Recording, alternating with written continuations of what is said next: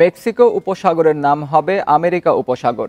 এ বিষয়ে নির্বাহী আদেশে সই করেছেন রিপাবলিকান প্রেসিডেন্ট। ট্রাম্পের এই সিদ্ধান্তে ক্ষুব্ধ মেক্সিকোবাসী।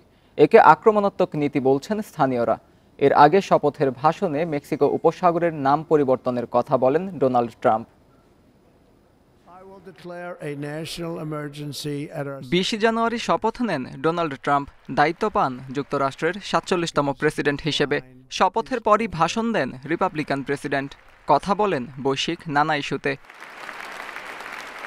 নতুন মার্কিন প্রেসিডেন্ট দায়িত্ব নেয়ার প্রথম দিনেই সই করেন প্রায় 100 নির্বাহী আদেশে।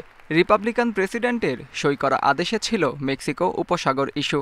শপথ নেয়ার ভাষণেই ট্রাম্প বলেছিলেন পরিবর্তন করা হবে মেক্সিকো উপসাগরের নাম।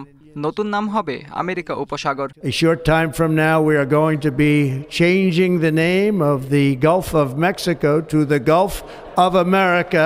ট্রাম্পের এমন বক্তব্যে নারাজ মেক্সিকোবাসী। তারা বলছেন রিপাবলিকান প্রেসিডেন্ট বাস্তবায়ন করতে চান তার আক্রমণাত্মক নীতি। ট্রাম্প এখন ক্ষমতায় আছেন। তিনি চাইলেই অভিবাসীদের আমেরিকায় ঢুকতে দিতে পারেন, আবার বিতাড়িতও করতে পারেন। তবে মেক্সিকো উপসাগরের নাম পরিবর্তনের বিষয়টা আমার কাছে খুবই অযৌক্তিক মনে হয়েছে। প্রেসিডেন্ট ট্রাম্প যে এবার তার আক্রমণাত্মক নীতিগুলো বাস্তবায়ন করতে চান এটা আমরা জানি। এ ধরনের পরিস্থিতি নিয়ে আমাদের ভাবা উচিত, কারণ আমার মনে হয় না যে ট্রাম্পের এই সিদ্ধান্তে কোনো মেক্সিকান রাজি হবে। মেক্সিকো উপসাগরের নাম পরিবর্তন করলেও এটি মেক্সিকো উপসাগরই থাকবে বলছেন স্থানীয়রা।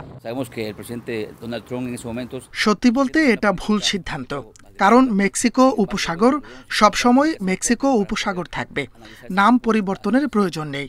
ট্রাম্প শুরু থেকেই অনেক বিষয়ে ভুল সিদ্ধান্ত নিয়েছেন। তিনি খুব দ্রুত সবকিছু পরিবর্তন করতে চাচ্ছেন। এরই মধ্যে মার্কিন ভূতাত্ত্বিক জরিপকে নাম পরিবর্তনের নির্দেশ দিয়েছেন ট্রাম্প। তবে তার এই সিদ্ধান্ত বাস্তবায়ন হলে আন্তর্জাতিক মহলে কতটা স্বীকৃতি পাবে তা নিয়ে প্রশ্ন রয়েছে। আত্মজ রহমান, ইন্ডিপেন্ডেন্ট নিউজ।